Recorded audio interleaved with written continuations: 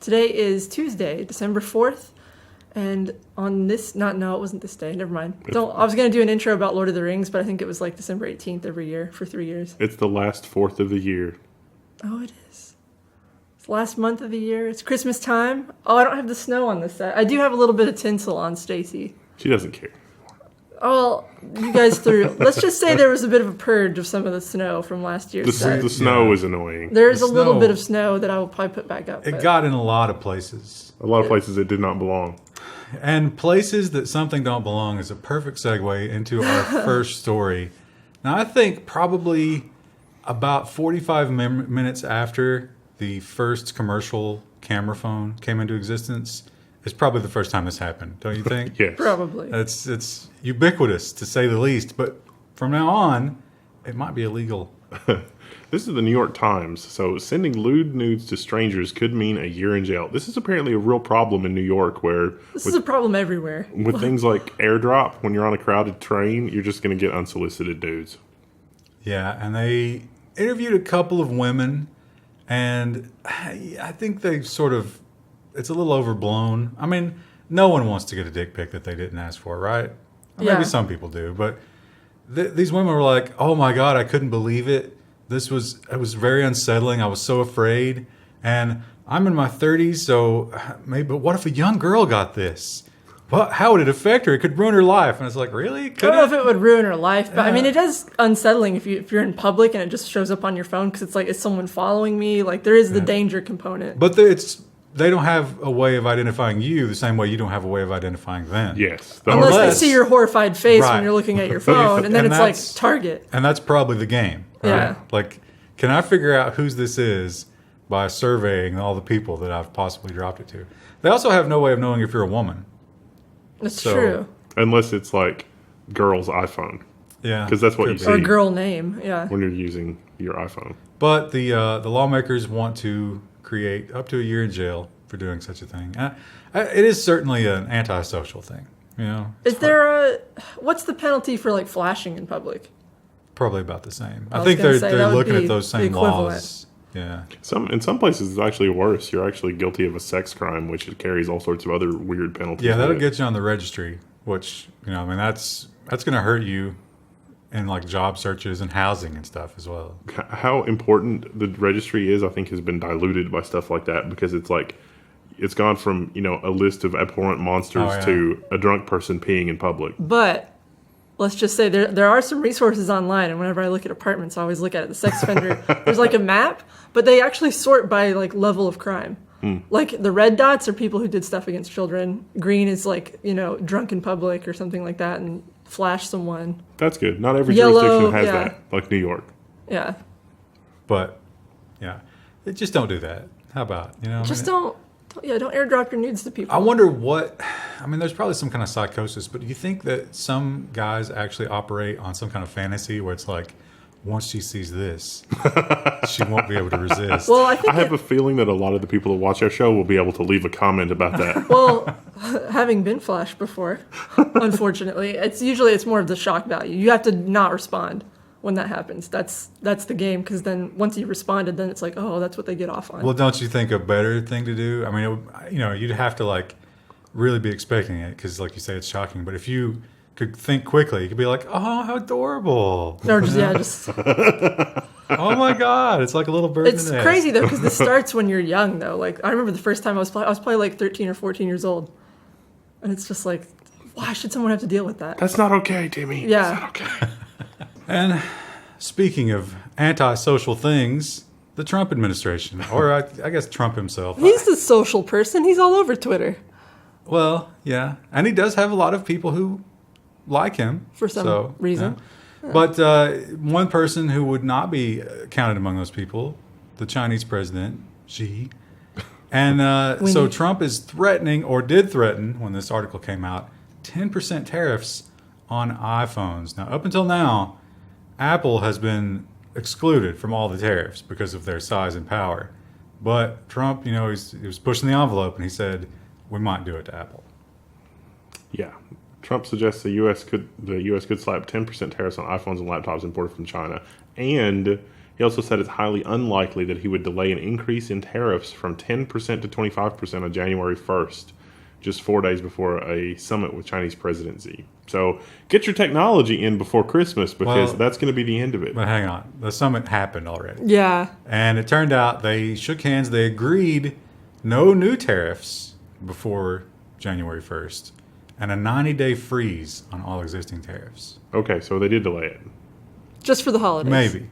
Now, Peace on earth. I think they could change their mind about that. I don't know how binding it is. Well, but for now. I saw that the Chinese President Xi said that he would be open to a Qualcomm NXP merger, but it was from what I understood, that he sort of realized that the 25% was still coming, but maybe not. So I don't know. He didn't seem to think that the 25% thing was really canceled, although maybe it is frozen. We don't know. Speaking of bad news for everybody's favorite fruit-branded company, Apple may get a little Supreme Court case in the future. The Supreme Court could rule against Apple in the App Store antitrust case, say early reports. So things have actually not gone well for Apple in a few past cases, but this is more about the royalties that Apple charges. It's like basically it's our way or the highway, and that 30% is rubbing a lot of developers the wrong way. Yeah, so they're looking to do like a class action type thing. It's already, I think they ruled for Apple in the lower courts, and it's been appealed up. So it's hit the Supreme Court, and it's not guaranteed yet, but the Supreme Court has not thrown it out yet, which means they probably are going to take it. So eventually, maybe sometime in 2019, we might have a ruling, and we might get App Store competitors. Can you imagine? It would be cool if you could load third-party app stores on Apple devices. That would be pretty fun. Well, the government, not just our government, it seems all governments. I mean, you think about... They're after the side gates. The EU, UK, definitely Australia, China, forget about it, Japan, and the US, they all hate encryption. And they will go for a long way to break it. But how far will they go? Well, we might be able to find out pretty soon. Yeah, the DOJ made secret arguments to break crypto, and now the ACLU wants to make them public. So there was this case about the gang violence and Facebook, and so the DOJ made some arguments about why it should be allowed to intercept Facebook Messenger communication, which is encrypted, but the judge's reasoning and the DOJ's argument were sealed, which is probably a smoking gun. It's probably like, well, we're already forcing some sort of Orwellian situation over here, so this should be okay, right? That's probably what it's going to be. Yeah, they won't release that, but the ACLU is trying to sue, so we can at least see what their arguments were when it came to that kind of thing. It's always bad when basic things like that are done in the dark. I mean, sunlight is the best disinfectant, so you can bet that anytime that the government wants to keep this kind of thing in the dark, wherever on the globe your government is located, they're probably doing something most of the population would not agree with. It's so funny that MS-13 has become this sort of like battleground. You know, like whenever it's sort of like, oh, think of the children. So the right wingers use MS-13 as the ultimate boogeyman, but the left wingers almost treat them like they're oppressed. You know, like they're the poor Hondurans who just wanted to come here for a better life, and they're being oppressed. And it's just like, it's such a weird thing. Help! I'm being oppressed. They are a ruthless gang. You know, there's no mistaking that. But they're not as good or as bad as either side paints them, I'm sure. And speaking of, things that the government won't tell us, how about a little facial recognition? The Dems demand info on law enforcement's use of Amazon facial recognition tool. So this is an article from The Hill, so it's a political-leaning website. But Amazon's facial recognition tool, they said, this was just a trial, so we don't really need to supply any details. It's fine. It's going away anyway. Well, they said the trial is going to end. But then they dug up the information. It was like, it was scheduled to end, and another one was going to begin. So it was just wordplay. But yeah, a couple of Democratic senators are demanding to know more about it. The big argument here, and I think this is it's a terrible argument, because they're like, it's racist, and because you're probably going to use it more in high crime communities, which happen to be minority communities. But how about the argument should just be, it's unconstitutional. We shouldn't do this to anybody. I like how technology is like, this is the thing that, like, overall, this is the thing that we have to be really careful about, because unlike like you could say that not everybody has the opportunity for this or that or the other because of economic or whatever reasons, but with technology, it's information. Everybody has the same opportunity, and so this segmentation into sort of technology haves and have nots you just pissed a lot of people off. Yeah. Why? Well, Why I do we mean, have to do this? Because we're sitting here in our ivory tower. How many CPUs are in this room? Well, I was going to say, too, like, I think about my family. None of them even have a computer. But it or doesn't. internet access. Like, But you can. There's no reason that even if you have only a Raspberry Pi, there's no reason that you should be. There's no reason that you should be oppressed by these algorithms. If you live in a Chicago high-rise and nobody in the building has a computer, and walking to the library to use one might get you shot, there's an argument. or it's just being used by people looking at porn. Well, I mean, is somebody's need to look up porn any more important than the person who's looking out for the civil liberties of like there's this amazing apparatus being built to catalog literally every action that you do so that it can be used as a weapon against you when you do something that is not liked for political or operational reasons. Well, you shouldn't freeze innovation because some people don't have access to it. I'm not really I'm playing devil's advocate there, but we're still making an argument about demographics when we should be making an argument about liberty. Yeah, it doesn't matter who it's targeting. There's no reason for this. Just, use the traditional means of going after criminals. Yes. Rather than painting everybody as a criminal and then dismissing us one by one. I was trying to come at that from the other side because the use of technology does not imply that there's criminal activity going on, and modifying the technology to the nth degree to prevent or to make it possible to do Orwellian level surveillance shouldn't be an assumption. It's like, we have to do this. It's like, no, we don't. We don't have to do this. There's no logical reason to do it at all. Could save a lot of money and a lot of time. I think that, the technology, what I was trying to say was the technology provides the tools for anybody that cares to investigate with a more truthful version of what's going on without as much spin. Like, you can evaluate for yourself if you just read and understand. They're not going to give you access Yeah, to you're that. not going to get access to it, though. It's just going to be a feed that goes straight to the police, and they can make up whatever narrative they want. Yeah, that's the problem. Because the prosecutors are already doing that in a lot of jurisdictions. Like, they'll have evidence and withhold it, and that's not supposed to be a thing, but that happens a lot. So why spend the money on the surveillance? You're muddying the water here because it's not clear which side you're arguing. For what? Exactly. So, speaking of battlefield headsets, Microsoft has won a $480 million military contract to bring HoloLens to the battlefields. My favorite thing from this article are some of the quotes from the military people, because they're like, the field of view is not great, and this is a prototype. We don't really think this actually works all that great, but it shows promise for the future, which is why we're doing this. And they're picking up, I think, over 2,000 headsets right now, but the possibility is they could order more than 100,000. Yeah, 2,500 to start with. Now, this thing has a cool list of features, okay? Thermal imaging, super useful. Low light infrared, of course, we've already got that, but in the same package. Hearing protection, hearing amplification, if you need it on the battlefield. It's a good pickup. Anti-concussion, I'm not sure how that works exactly. I guess, maybe there's a helmet part of it. And, protective for your vision, I guess tinting or whatever if you need it. And this is all going to be on a sunglasses. Much smaller. They claim that this is way too big. It has to be sort of like a goggle thing instead of this whole thing. The HoloLens goggles will protect your eyes from the nuclear fire should you steer into the nuclear fire. They did talk about HoloLens submitted for this as well. Remember that little stupid rock demo that they had? Yeah. And it's like, can you imagine the military guys looking at that and being like, are you kidding? This is serious. People are shooting at you. I think that, it's cool. It's cool technology.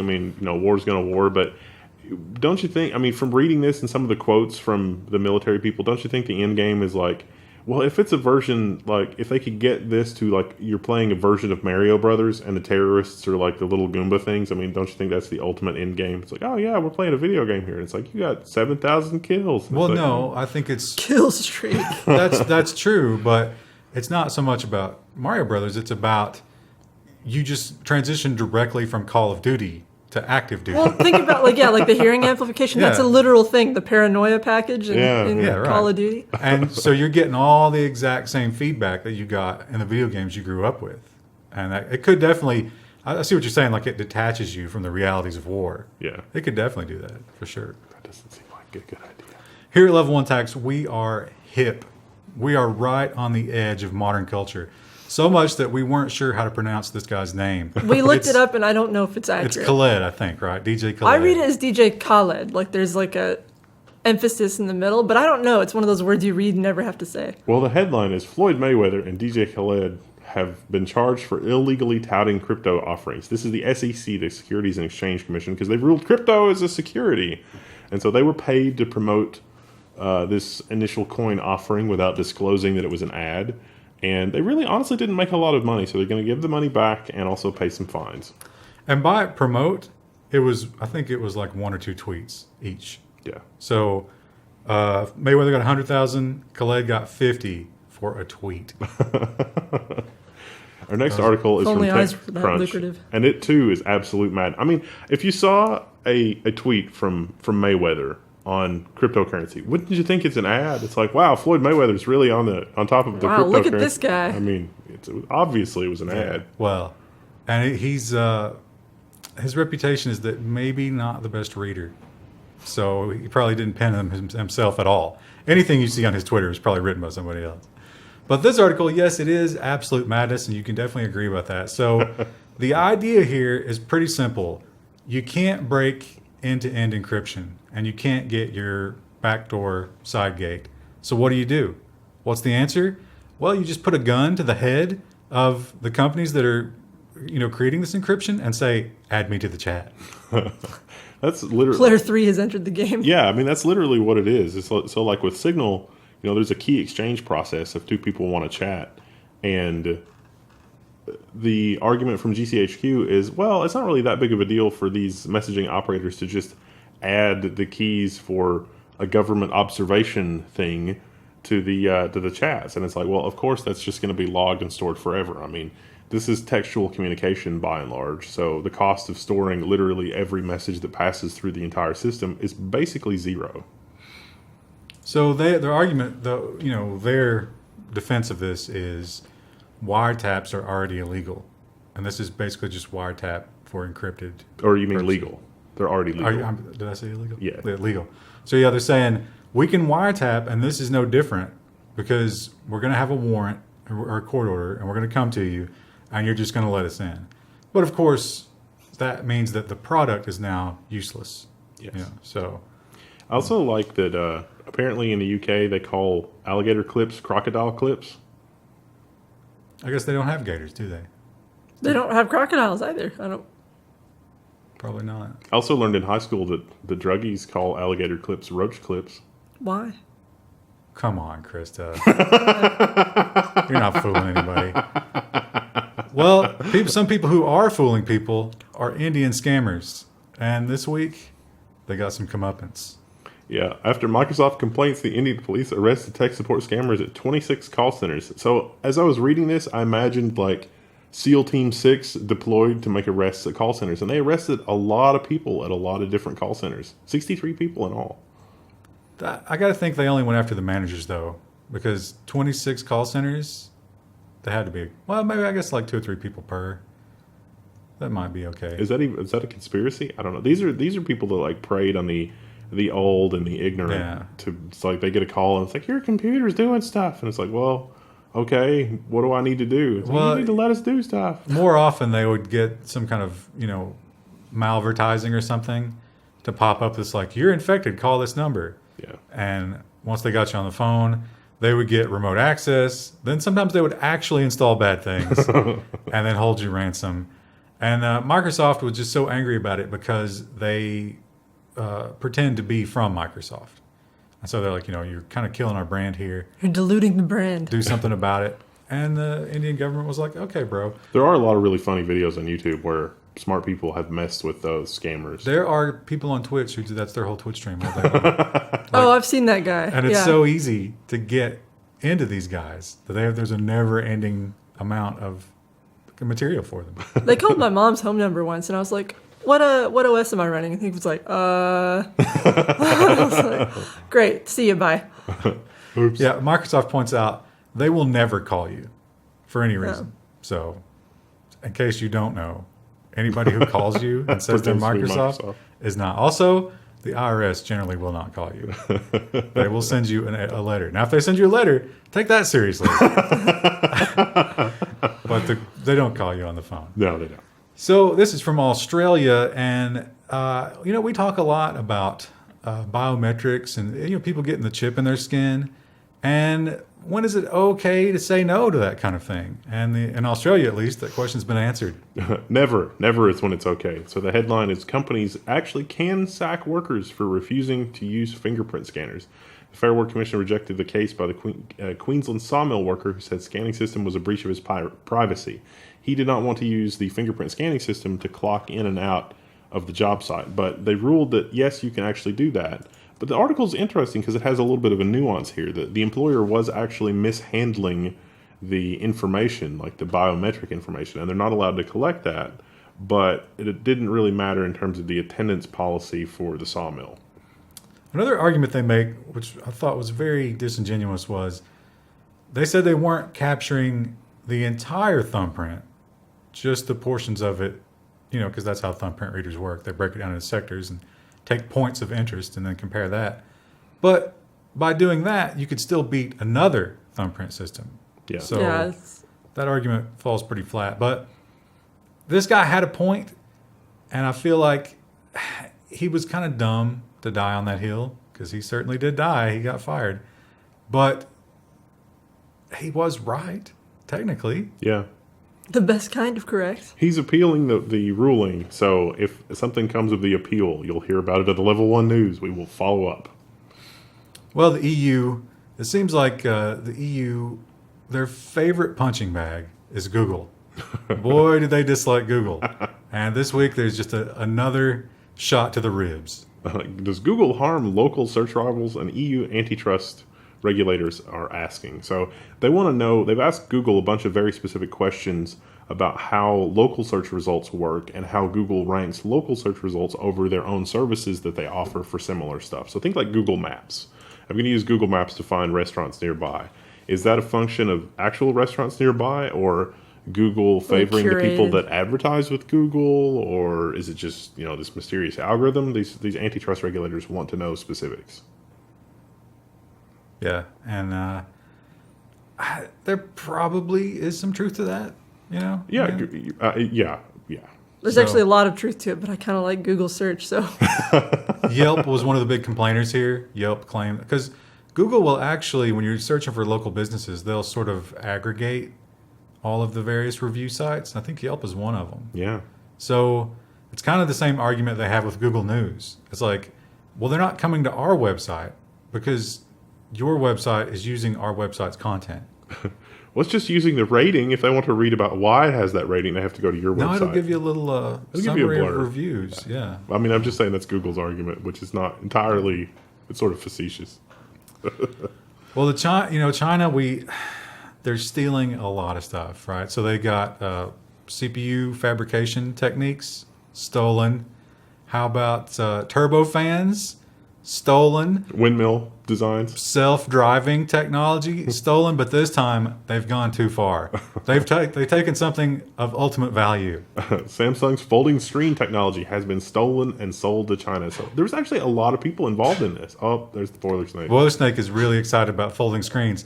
We tried to explain. He can fit it in his coils. Yeah, we're like, Boiler Snake, that's not going to catch on. You got this excited about 3D TVs, and look where that got us. But he insists. He's like, I want one. Stop trying to make folding screens happen. It's not going to happen. One of the demos actually looked really cool. Like, it was a phone size thing, and it opened up, and then it was a tablet size thing, and it's like, I could maybe use that. But when you actually looked at it, the screen looked like garbage. Well, that'll improve. But I really don't think this will take off. It might. You're probably right. It probably won't. Still need a big keyboard and a comfortable form factor. And people... I wonder how... Now, the one way that it might be good is if it's far more resilient than glass. Oh, yeah. But I wonder also, how is the touch interface? Is that a good experience? Well, one of the things that makes touch glass good is the glass doesn't give. And so That's what I'm saying. remember the old touch screens Right, where it had yeah. like the rubber membrane on top of it and it just sort of squish? The little colors would go all wacky when you Yeah. touched it. Yeah.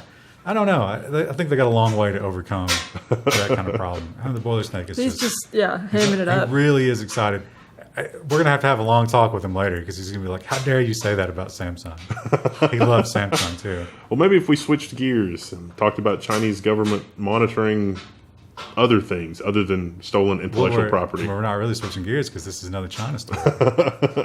But yeah, this is China stealing more information, kind of, right? There's got to be a name for like information kleptomania, because the headline is Automakers give the Chinese government access to the location data of electric cars. And you dig into this and it's literally every business is like, yeah, you have to give the Chinese government information on like the cars that report the real time, any kind of data and telemetry that comes from the car. You have to give a copy of that to the Chinese government. That's just the requirement to do business over there. And we talked about this last week.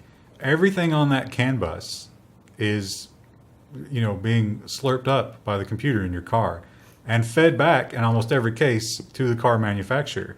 So that means that China knows everything about every car trip that its citizens make. Do we honestly think that the U.S. government doesn't know everything about every car trip that everybody makes here either? The thing, here's the one thing that comforts me about the U.S. They will not reveal their hand by prosecuting anything with that until they absolutely have to. So my speeding is not going to be affected because they would never reveal what they're doing. Do you think there's some government official who's like, damn it again, Ryan? Isn't that how it worked with the Bond villains though? Like the Bond villains were just really savvy, businessmen until they were so wealthy and so powerful and had their island volcano lair that there was just no way that anybody could stop them except for Bond. It's kind of like that with the government and the data monitoring. Kind of like Elon Musk. Yeah, I mean, a sociopath with billions of dollars. And well, a Twitter account. I would put Elon Musk against Jeff Bezos. I think Jeff Bezos is going to turn Lex Luthor before Elon Musk does. But maybe that's because he's got me fooled. Here's the thing. I think Bezos is a pragmatist. And I think Musk is just insane. Yeah. So like Musk could take some sort of insult on Twitter and try to destroy the earth. Whereas Bezos is the kind of guy who's like, well, if it makes me $1, say what you want about me. Right? So you can reason with that. You know what you can't reason with? The bugs in Windows. They just keep coming. So this was the October update, which was a disaster. It deleted some files that it wasn't supposed to. It continues to be a disaster. And not as much of one, though. This is pretty bad. The latest Windows 10 update breaks Windows Media Player and Win32 apps in general. So Windows Media Player, the little scrub bar is broken because of some change to some library somewhere that no one noticed because Microsoft fired all the testers and has no real testing program anymore. And because Windows Media Player, you can't associate 32-bit apps as the standard app to open a certain kind of file, like Notepad, for example. Oh, I've got text files and I want to open it with Notepad. Nope. Got to use the Windows Store for that. Yeah, well, you can open them. You just can't set that as the default opening app. So, yeah, it's bizarre. Now, they've promised by the end of the month, that's all going to be fixed. So, don't worry. It's ambitious during the holidays. They've got your back. Those poor developers. Well, again, we talk about end-to-end encryption and the pros and the cons. And here from Iran is a story about a con that is probably going to be used for the backdoor argument. This app is destroying Iran's currency. So it's Telegram. And so Iranians are using the messaging app Telegram to spread fake news about their currency and make a profit for themselves. So the U.S. may have had some, like the whole nuclear deal, we pulled out of that. And so that has, their currency was relatively stable until then. It has devalued substantially since then. And so all these messages are like, oh my gosh, this thing happened and now our currency is worthless. And more people are buying into that because it's probably going to happen eventually. It just hasn't really happened yet. Yeah, I mean, it's happened a little bit.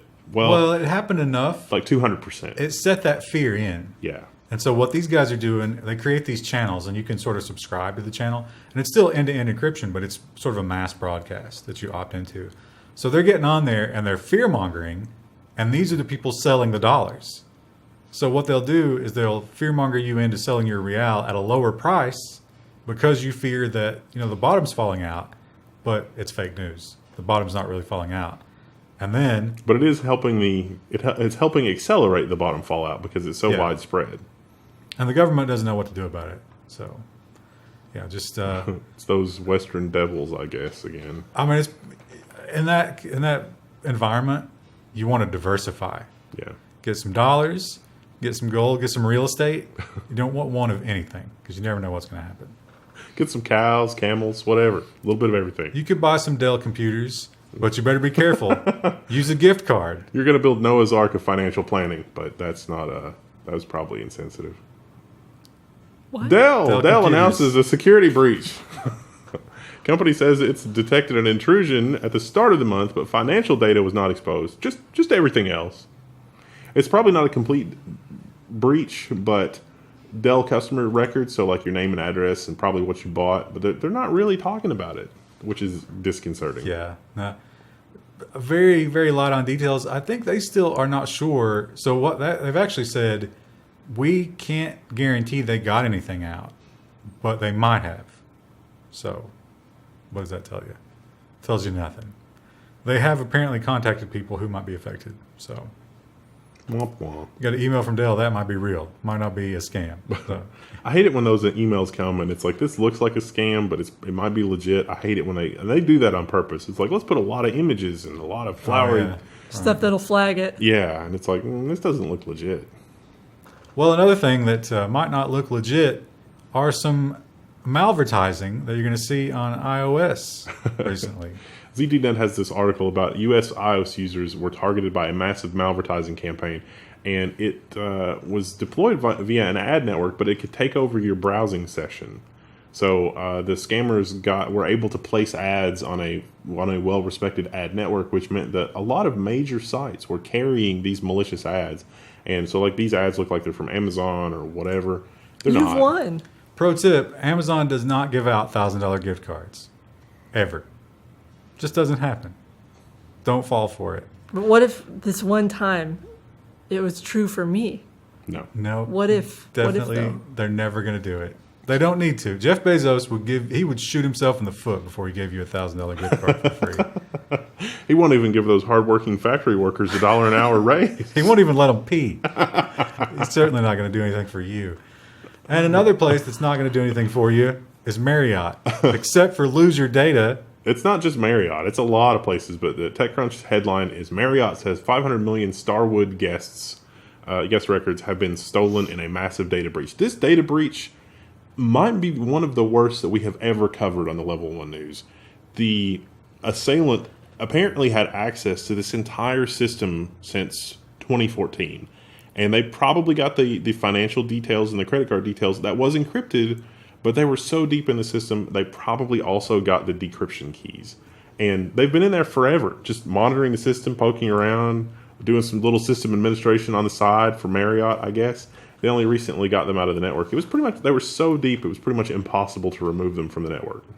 Seems like hotels are really bad about getting hacked. Astonishingly bad. I think it's probably that they just don't care. do anything about the security. Yeah.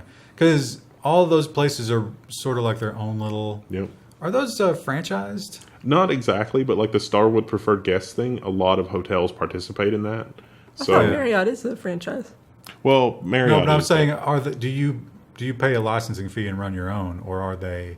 I think you have to pay a licensing fee for the Starwood thing, but it gives you a lot of perks as a. But I'm saying, as an individual owner, you're responsible for your hotel thing? cybersecurity.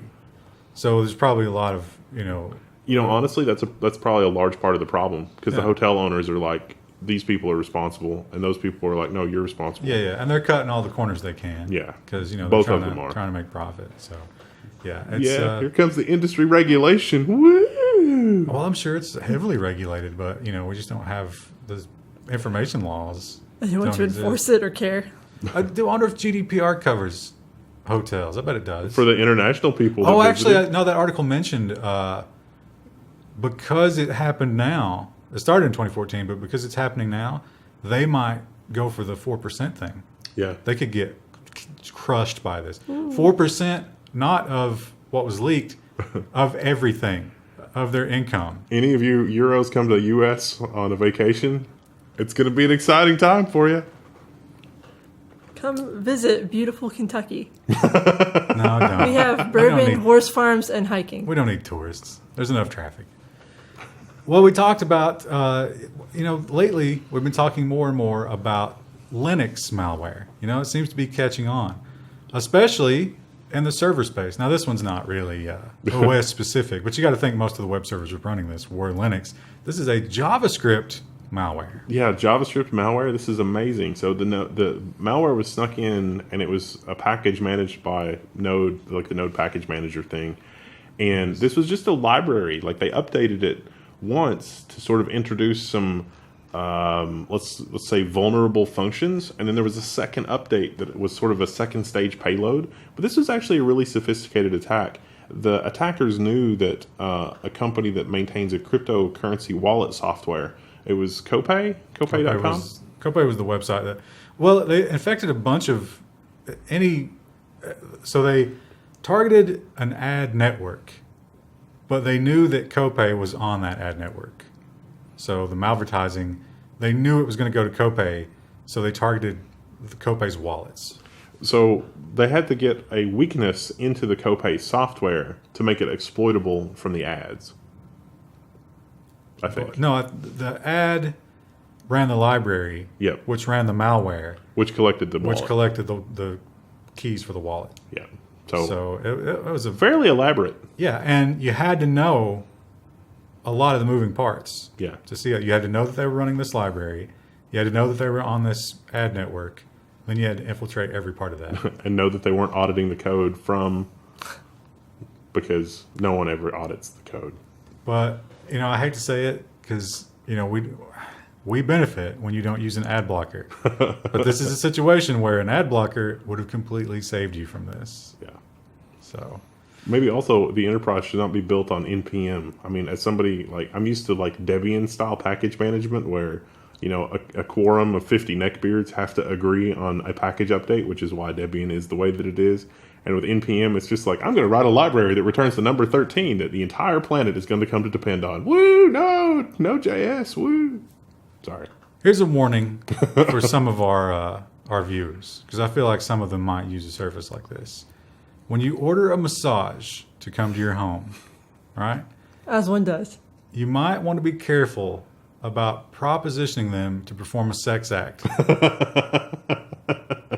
TechCrunch has the headline, "The Urban Massage exposed a huge customer database, including sensitive comments on its creepy clients." So they're legit. They don't offer that service, but if you ask for that, you'll be logged Blacklisted in the database. And that was one of the things that was leaked.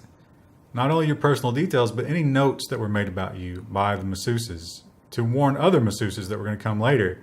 And some of those were requesting happy endings or just being disgusting, like unhygienic and things like that. Imagine how embarrassing that is. On the dark web, there's your name, address, information about payment, and that you're creepy. or just gross. Like this person's really oily. Sleep well. Ugh. Oily. Yeah, don't want to get your hands all oily. Now, we know we got to do a correction. I don't know if it was last week or the week before, but we said that T-Series had overcome PewDiePie. They were not close. true. But That's not true. they are on a trajectory that is almost assured to they have not overtaken him yet. But it turns out there's a huge, and this is hilarious because, you know how when a celebrity dies, all of a sudden everybody loves them? Now that he's under fire, I feel like everybody hated PewDiePie. He was sort of the punching bag, right? But now the entire neckbeard world has come to defend him. Someone hacked printers worldwide, urging people to subscribe to PewDiePie. Also, PSA, if you're an IT administrator and your printer starts printing this, you haven't done your job. Scroll down so they can see the printout. This was all over Twitter this week. Yeah, your printer just randomly prints this page. Attention, PewDiePie needs you. What do you need to do? Well, just unsubscribe from T-Series and subscribe to PewDiePie. This is, I think this has really kind of grown beyond YouTube even. Yeah. Apparently in India, this is sort of like a national pride kind of thing. Well, it could also be that if you are on an Indian IP, here's a fun experiment for you. Use your VPN and select an Indian endpoint, and then sign up for YouTube using an incognito or otherwise fresh browser. And it seems to immediately subscribe you to T-Series because you signed up in India. So maybe it's not. The plot thickens. Could be some Not payments legit. happening there. Google's But- had it with PewDiePie being the largest channel. They want to just Well, put an end to that. T-Series is certainly more corporate friendly, right? Yeah. Because It's all Much. Bollywood and stuff. Yep. well, I think it's music videos. Yeah. So, Indian music videos. But hey, Google and T-Series making a lot of money. but I think, you know, a lot of these are sort of like, oh no, what will PewDiePie do? What, like the distance between 2 and 3 is still massive, right? Yeah. Yeah. I mean, he's still What will PewDiePie do? Laugh on his throne of cash. unimaginably popular. Yeah, he'll still be on his channel doing the same thing, still making money, still streaming. It's like the guy that's on the throne of Cat 5 cable, except it's cash instead of Cat 5. That's PewDiePie. So, I don't know. I hope he wins. You know, I hate to see like the corporate overlords and then, you know, the stupid music videos take over. They should be upvoting more quality content like our Intel skit. Our Intel skit was amazing. It was the and most of high you haven't quality. even seen it. Well, some of them probably have, and they're like, "This is not for me." It was news, but it was not any kind of real news. So, all right, we'll see you in the next one. What we got coming up this week? We got the nonsense. Well, it was weird. So this was government and security, and then we will have business, just a little bit of social. I think there's like 2 Facebook stories this week, and a little bit of science. A morsel. And then on Friday we will have robots, which is we usually don't have robots as a standalone, and everybody's favorite nonsense. Woo! Merry Christmas. Not yet. It's not time for that. Bye.